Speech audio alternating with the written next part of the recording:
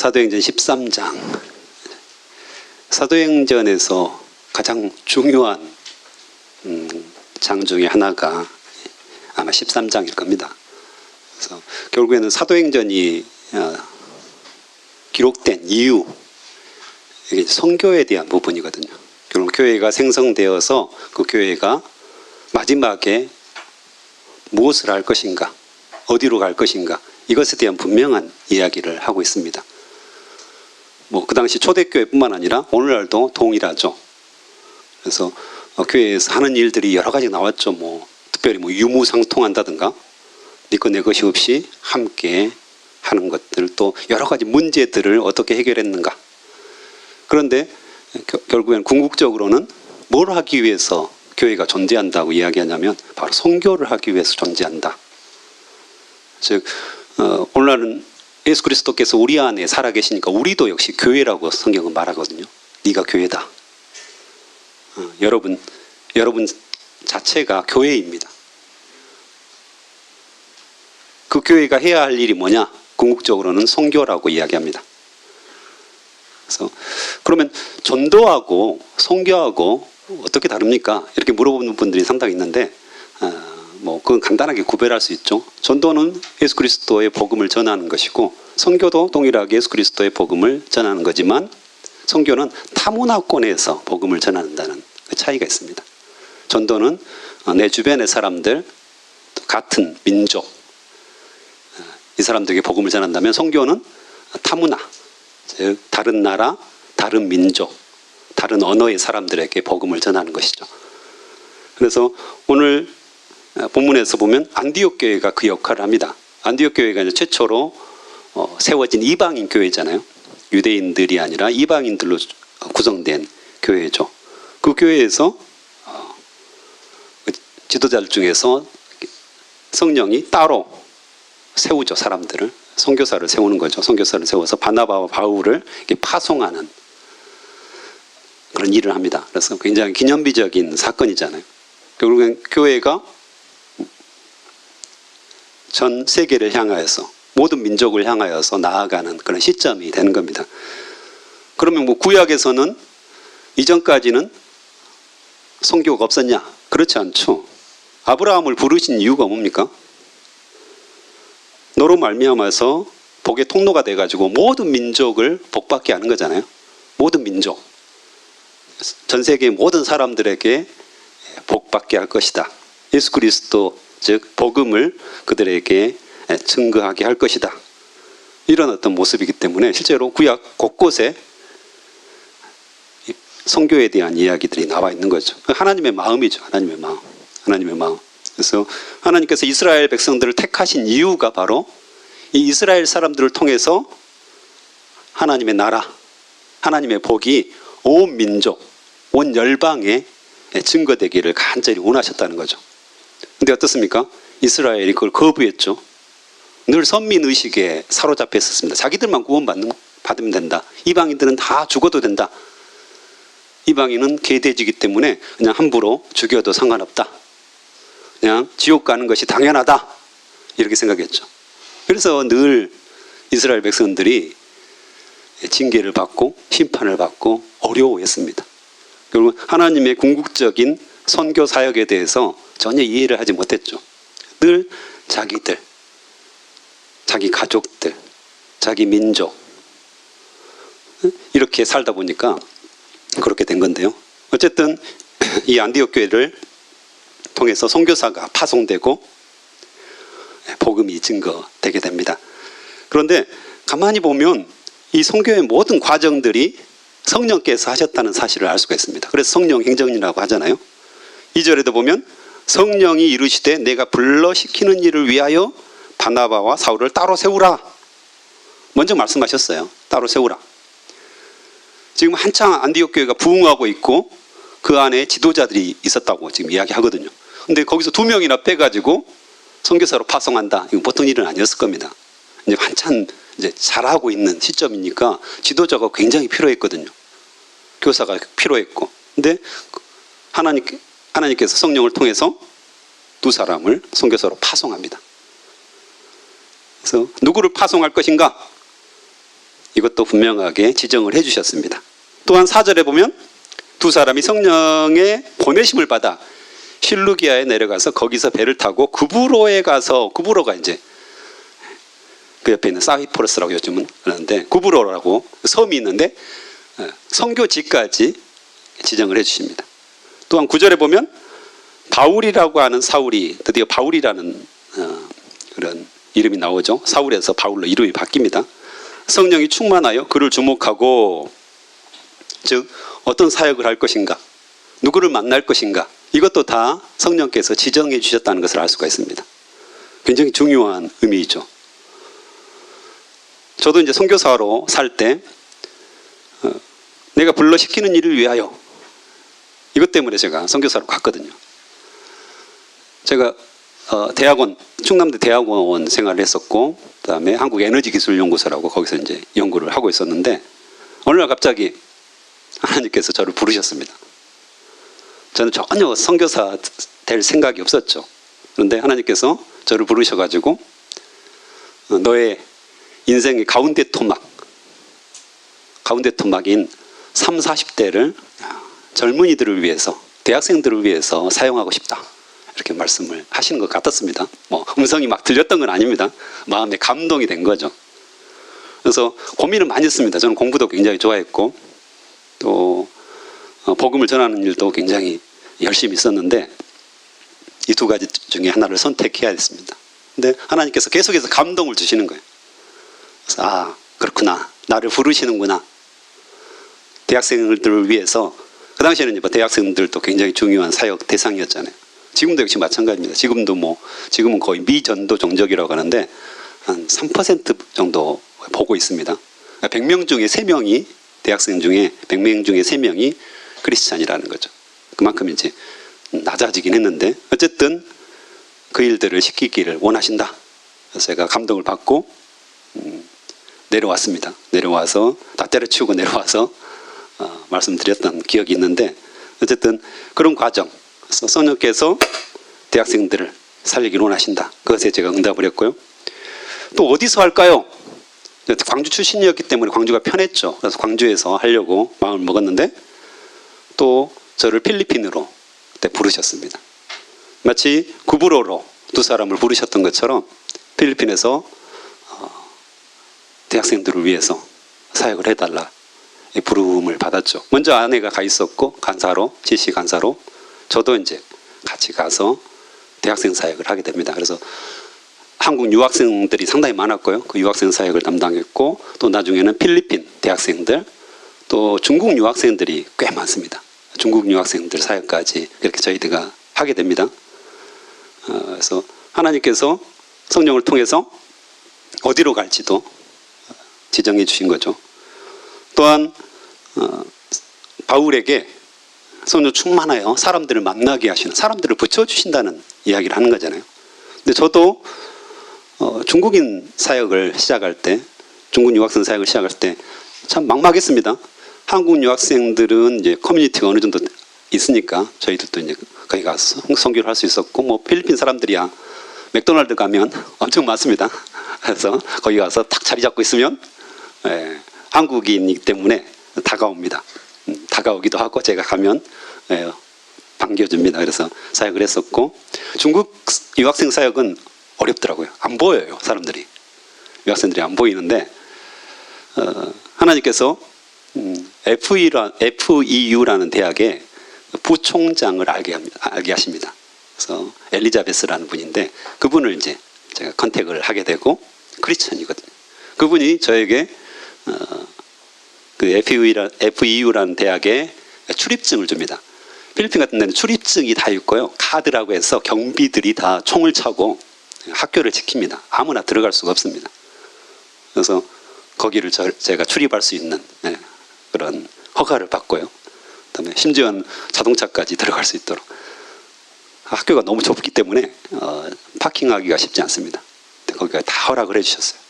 그리고 외국인 휴게실에 딱 들어갔더니 거기서 계속 이제 거기가 이제 거점이거든요. 그래서 외국인들이 많이 와서 같이 교제하고 쉬었다 가는 곳인데, 거기 들어가서 클린턴이라는 중국 유학생을 만나게 됩니다. 하나님께서 그 친구를 딱 붙여주셨는데 그 친구가 부모님이 크리스천이셨어요.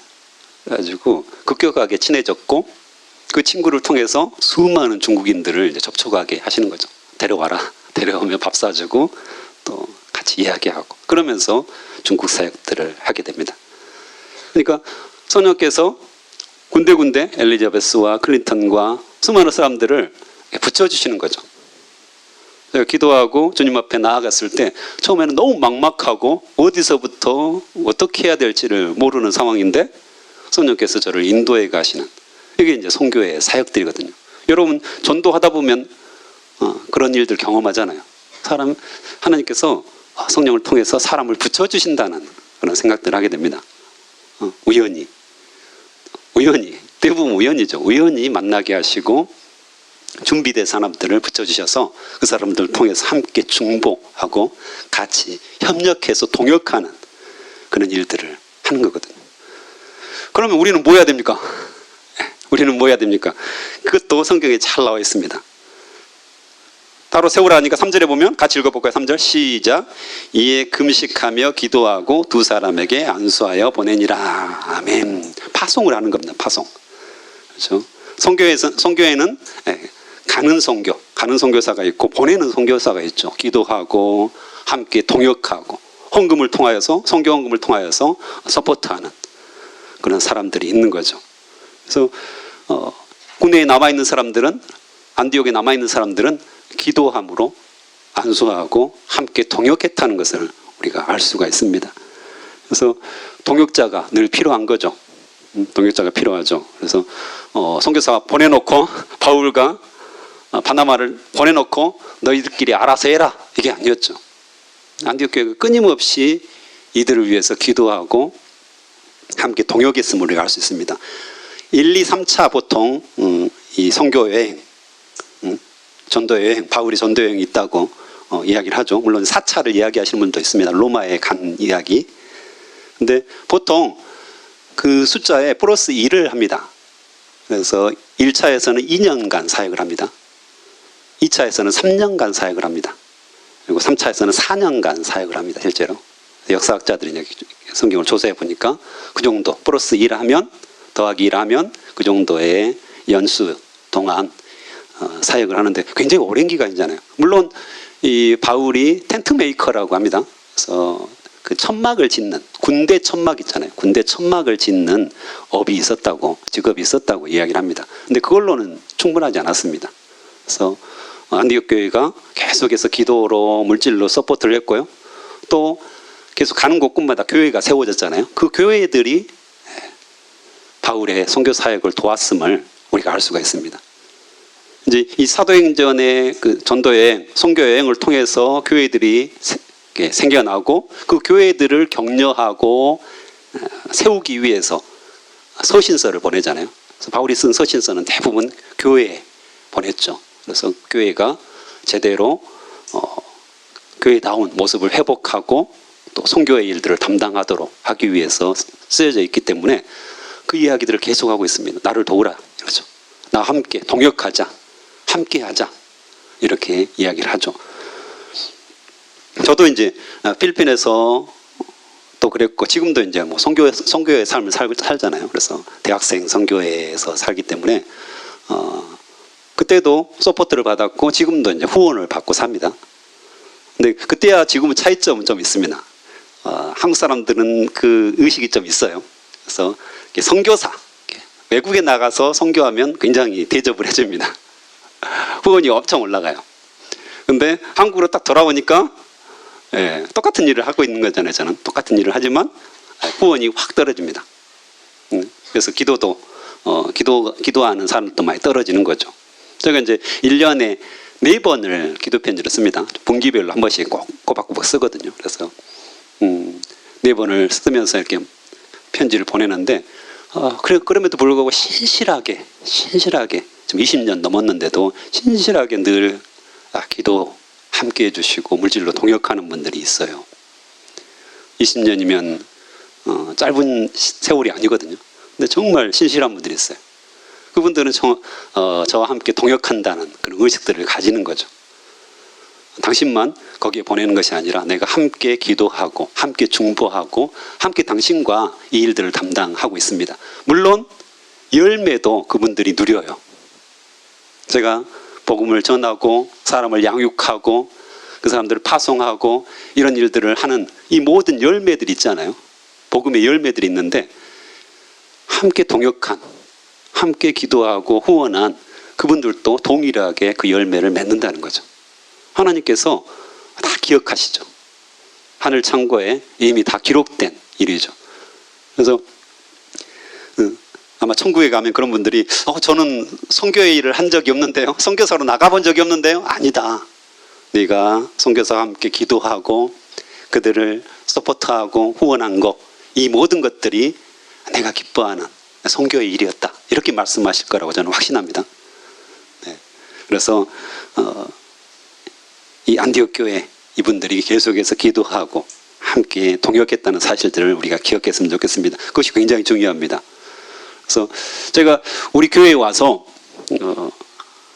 가장 안타까웠던 것들이 하나가 있었는데 우리 교회가 엄청나게 많은 후원을 통해서 많은 선교사들을 후원하고 있거든요, 실제로. 그런데 우리 청년들이 한 번도 단기 선교를 가본 적이 없더라고요. 물론 이제 필리핀에 언어 연수처럼 가서 이렇게 얼마간 있다가 온 적들이 있는데 실제로 단기 선교를 한 적이 없더라고요. 그래서 코로나 이전부터 계속 단기 선교 가자 우리 가자 했는데 이번에 드디어 갈 수 있게 되었습니다. 할렐루야. 그래서 제가 단기 선교 가자 하면 우르르 한 50명 정도 몰릴 줄 알았습니다. 그건 아니더라고요. 그래서 10명이 지원을 했고 저까지 11명인데 실망했습니다. 약간. 그렇지만 하나님께서 이건 기뻐하시는 일이다. 늘 이제 사모했고 제가 사모했고 꼭 데리고 가야 된다 이 생각이 있었거든요. 실제로 이제 제가 CC 활동을 하다 보니까 CC에서는 매 여름, 겨울 가요. 이번에도 거의 100 몇 명씩 가는데 준비하고 있는 거죠. 근데 그걸 통해서 이제 보통 선교사가 개발이 됩니다.